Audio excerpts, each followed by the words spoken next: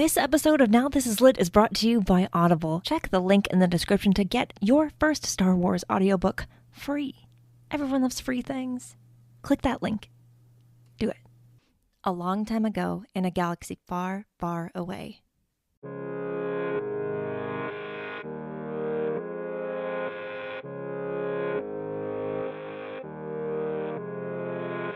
You're listening to Now This Is Lit, a podcast about Star Wars books, the people who make them, and the readers that just can't get enough of them. I'm your host, Meg Dowell. I use she, her pronouns. And this week, Lydia Kang agreed to talk to me about Cataclysm and writing for Star Wars and writing in general.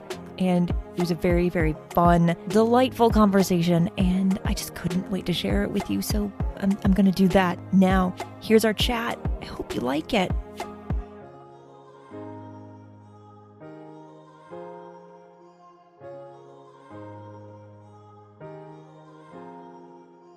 So first, I wanted to say congratulations on Cataclysm and welcome to the High Republic. It's really, really exciting whenever we have a new face in among the team of Star Wars authors in general, and we're all just so excited that you're here.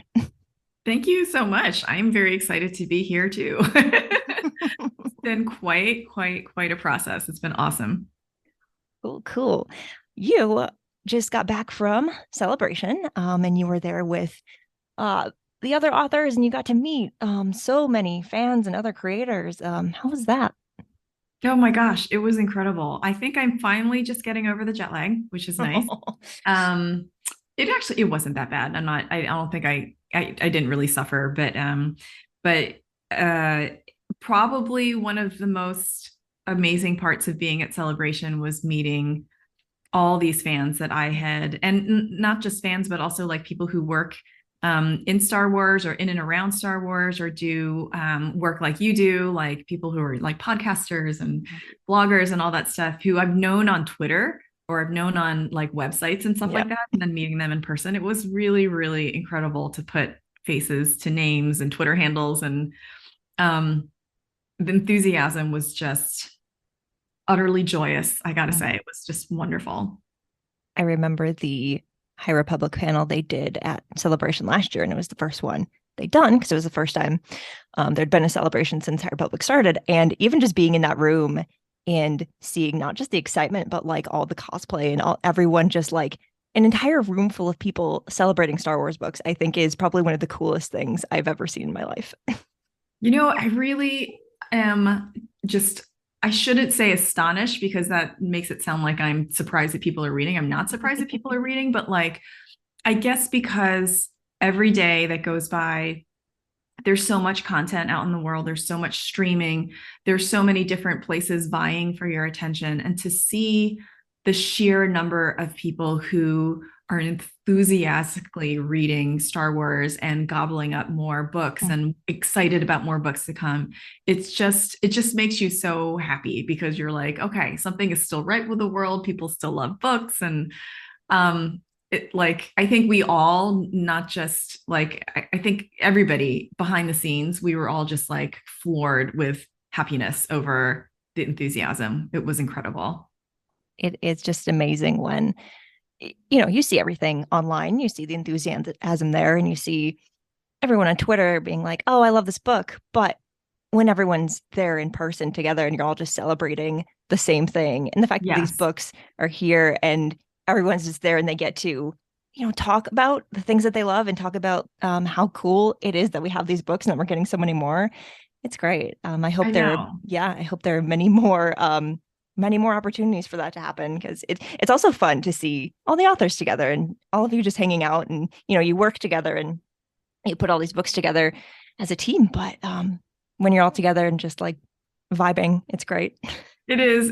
And the more time I get to, and again, like, I'm one of the freshmen of the group, everybody else has been together since pre phase one, so with the story architects putting everything together and all that. So as a newer member of the group, it was just wonderful to be able to spend more time with them in person and not just on Zoom. And yeah, like I think probably the numbers were really shocking to me as an author, because if I do like a book signing or something like that, like I'm used to like if it's a really, really successful book signing, you've got like 20 people there, Yeah. like 30 people there. That's like fantastic. Yeah. And then meanwhile, like we filled an auditorium of like, what was it, like 3 or 4,000? I mean, incredible. It's just incredible. And I've been hearing from people who are like, oh, I have your book Cataclysm. It came in the mail, but I am getting the Celebration edition and I'm also getting the Goldsboro edition, but I wanted to listen to it on the flight over. So I got the audiobook. And so I have people who bought Cataclysm 4 times coming to get them signed. And I'm like, I love you. You guys are you're the best fans ever. It's amazing. Well, I mean, that's, when you're collecting them, you have to have them all. You can't just have the one. I know. You got to have them all. I know. But they're in short supply. So like people really sort of snatched them up while they could. It is so cool. Oh, I wanted to ask, because all of the authors working on the High Republic, you have your characters and you have the characters that you create in your own stories, that are original to you, but then uh, using Convergence and Cataclysm as an example, you have characters who are in one book, that like one author gets to kind of lay the groundwork for. And then in the next book, there's another writer and they're working with the same characters and there'll be new characters and things like that. But it's so seamless between the characters you get in the first book and the characters that you get in the continued story in the second book. And what is kind of that process that you all go through to make sure that, you're putting your own spin on the characters, it's your own voice, but these characters feel like from one story to the next, they are, the same. Right. Well, Zoraida and I and our editors and the team, like we put a lot of thought into say like Ziri and Fantu, like just knowing what kind of people they were, not just what they look like, but what was their background, how did they grow up, what kind of training have they been through, where are they in their sort of Jedi career, where are they in their place in their own world on Irem. And so we shared a lot of the backstory together, knowing what we wanted to lay out. But then, after Zoraida had written Convergence, I was sort of reading along, just sort of like every step of the way to see how Ziri and Fantu were talking to each other, what kind of voices they had, what kind of personalities they had. So it was really just me being able to get to know them really well through Zoraida's writing and making sure that wherever they left off, there were lots of strings for me to pick up and weave together for the second book. Yeah, and it turned out very well. And I love seeing that. I love seeing how even just, keeping a close eye on each other's work, you're able to, bring these characters to life and not just one story, but many stories. That's one of the many things that makes the High Republic so amazing and so unique in terms of everything that we've gotten in Star Wars publishing so far. Yeah, and these were fun because in particular, like the stories were like they were both expansive in a certain way because we're looking at, this very early young Republic expansion. You've got the two chancellors sort of trying to deal with all the politics around the galaxy, but then you also have these really small stories, between Ziri and Fantu, and they like don't know each other real well, and they have to get married, and now they're married in Cataclysm, and we have like Ada Forte and Creighton's son from Battle of Jeddah coming in, and having to pick up those lines, and like somehow they all have to weave together. So it was an interesting kind of juggle between these very macro stories of what was happening in the galaxy and like the path of the open hand, and then these like micro stories of these different characters that were thought out. Like when I wrote them, there were basically these dyads all the time. There was like Creighton and Ada, and there was like Ziri and Fantu, and there was Gela and Axel. It was a lot of finagling. It was a lot of juggling, a lot of checking in with Zoraida, checking in with George Mann, and checking in with Cavan Scott, because Cavan's was writing Path of Vengeance, which takes place at the same time and in some of the same places as Cataclysm. So there were many conversations happening behind the scenes to make sure that everything was sort of matching up and that we were balancing these things pretty well. Cataclysm is your first Star Wars novel, and that's a big thing. To come in Yes. to this, and it's a High Republic adult novel, which a lot of people are reading and a lot of people are coming into. And however, it's not the first story that you've contributed to Star Wars. You started, as many of the authors that we know and love do, with a short story in the From a Certain Point of View Yes. anthology. And I wanted to ask how, kind of starting with that, with a smaller story that's still set in the same universe, prepared you kind of working on that to kind of eventually take this step into working on a whole book. So I mean, in some ways it prepared me, but in a lot of ways it did not, because I did not expect at all. So like going into writing From a Certain Point of View, um, it was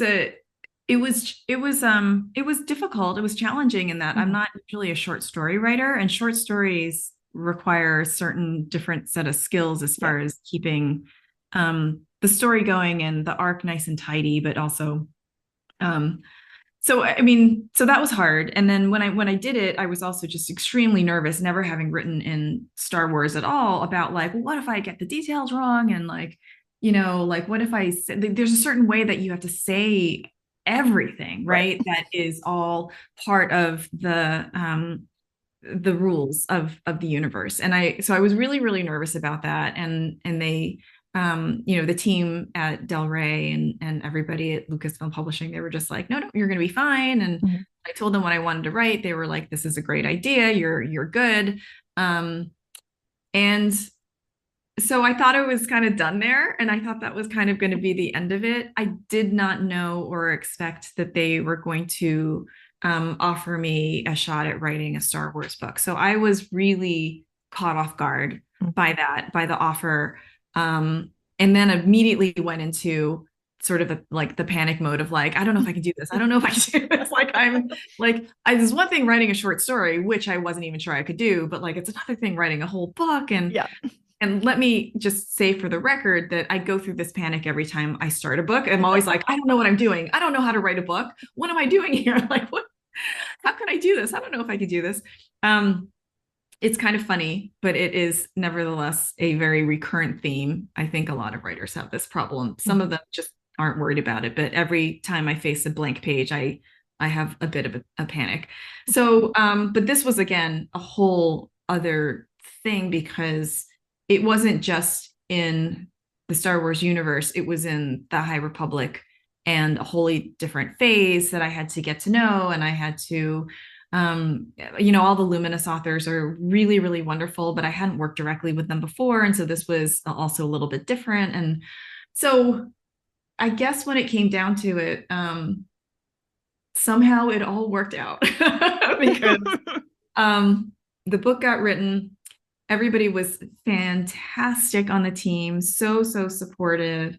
I think everybody writes books really differently. Everybody's got their own kind of method and set of ways of doing things. And somehow this team is used to working with a lot of different authors that have different ways of doing it. And I had a way of doing it. And they worked with me hand in hand throughout the whole thing. And I learned so much about everything Star Wars writing this book. Like, it was really, I felt like in a lot of ways, it was more like basic training than writing the short story was, because of the so many layers of, of things that I needed to do to make sure the book was done well and to the standards that I really wanted it to be at. So, I think now that it's sort of all over, I'm kind of like, I can look back in the year where I was writing this and be like, wow, I can't believe that actually happened. And you made it out alive and everything went great. But it was definitely challenging, I would say. And I don't shy away from saying this is like one of the hardest books that I've ever written, for sure. But I think that I'm so proud of how it came out, though. I'm like so proud of of the work that went into it, and so pleased that the people who are reading are happy with it, or at least the ones that I know about. I'm probably not going to look much deeper than that at this point, but no, it's been wonderful. Like, it's been really fantastic reviews. So I'm very, very happy. Yeah, my philosophy is I see a tweet praising the book, I like it, and we keep scrolling. Yes, that's a good idea. Just keep going. Yeah, you can't sort of live in that moment all the time because it's a weird, very bizarre place for your brain to be in. Probably not healthy after long periods of time. Right. Just like lots of cookies or sugar. It shouldn't be swimming in sugar all the time. Sometimes you need vegetables. So yeah, anyway, yeah, I totally agree. That is a very good philosophy. By day, you are a physician. Correct. And that, just because of the nature of the job, requires interacting with a lot of people. And I'm curious about how kind of that, in that background that you have, and you do a lot of different kinds of writing, but I'm curious about how that kind of, in the work that you do there, has kind of influenced your storytelling in fiction.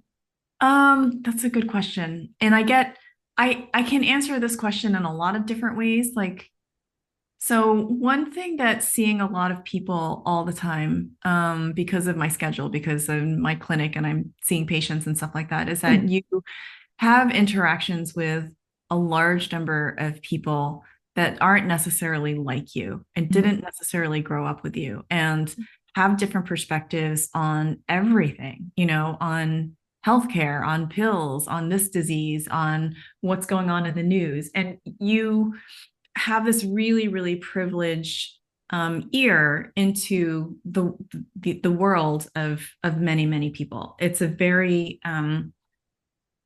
special space to be in. And, we keep it very, very private. I never write about what happens in the room in my writing for obvious reasons. That being said, the exercise in empathy and looking beyond your own world is incredibly valuable. And I think that informs my writing a lot because I feel like it gives me the empathy I need to write characters that are very, very different from myself.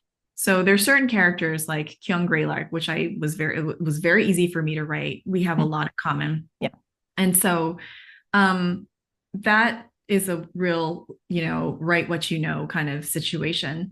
But there are other characters in the book that are really unlike me. And it's important, I feel like, to have that kind of exercise in opening yourself up to the real broad range of human experience. So practicing medicine really helps with that. In a lot of ways, I have brought the medical aspects and scientific aspects of my doctoring world into my writing, and not necessarily in Star Wars. I mean, it comes in really handy in fight scenes and stuff like that, wounds and such, poisonings and all that kind of stuff that happens. It comes in very, very handy, but it also comes in handy in a lot of my other books that I write. So I've written about the history of medicine in my nonfiction books. I've written about poisonings in historical fiction. I write these murder mysteries, and there's a lot of chemistry and pathology and pharmacology and herbology and all that kind of stuff in those books. And it's very easy to do the research for them because it's just sort of, it's very much relatable as far as, where my scientific brain resides. And then I would say in the third way that it's really informed my writing is that they balance each other out a lot. So practicing medicine is really very concrete. Someone's sick, you need to figure out why they're sick. You need to figure out how to make them better. And the publishing world is not as concrete in some ways, and it can be very, very frustrating for a variety of reasons. It is, like, no joke, it is a huge emotional roller coaster to be on.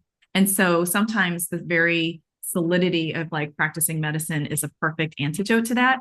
But on the flip side of that, sometimes it's a lot to work in healthcare. It's really, it's a struggle sometimes. There are a lot of challenges. And so on a day where I'm not in clinic and I'm opening up my laptop, I'm working in a world where I can kill people and I can save people and I can create creatures, or I can, just decide the fates of all these fictional characters, and I am the god of this little mini universe. It is incredibly freeing. So weirdly enough, they balance each other out quite nicely. It's probably why people used to ask me all the time. They were like, how come you didn't quit medicine when you started writing books? And they have really enmeshed with each other quite nicely. So that's sort of my answer. But yeah, I didn't expect to have a dual career like this. It's been pretty astonishing and surprising. And so far right now it's working really great. So I can't complain. I had a creative writing instructor tell me once that one of the best ways you can train yourself to be a better writer is to live and experience life and meet people and go places. And it works. Yeah. And it's really cool that it's cool that you get to, do that in your everyday life, just in the nature of what you do. And you get both, you get both of those things, and it's good. It's very good. It is. And, otherwise I think that I would sort of introvert, hole myself up in my home like 7 days a week and never see anybody. So it actually forces me to get out and be social, which is helpful. But oh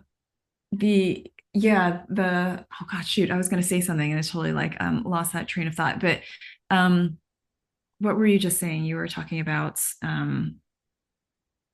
living your life. That's right.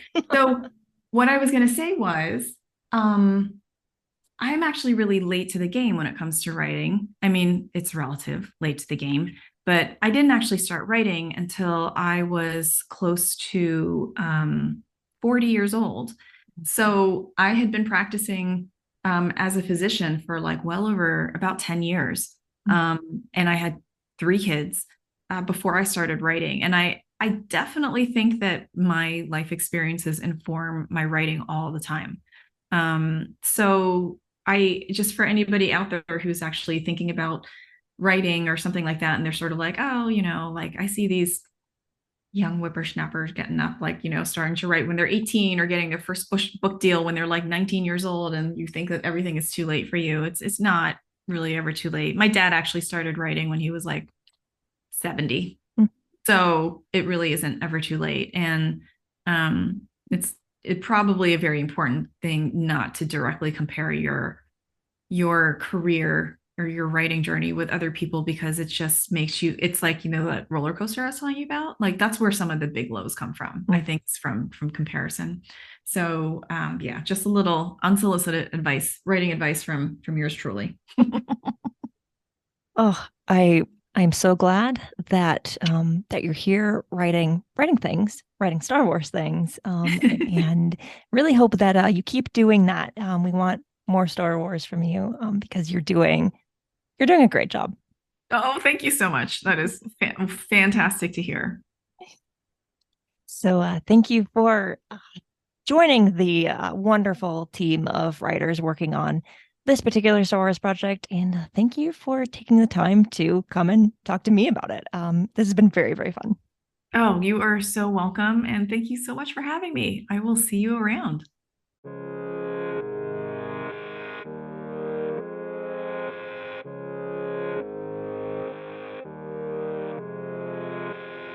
Now This Is Lit is part of the Faraway Fandom Network and is produced, written, hosted, and edited by me. Jose Jimenez designed our podcast art. Keep up with the show on Twitter at Star Wars Lit Pod, and find the show wherever you get your podcasts.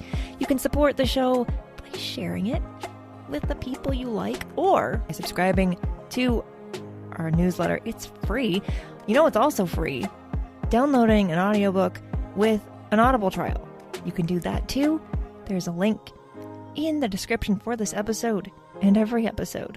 Star Wars books are great, and I'm so glad that I get to talk about them to you, sometimes with you.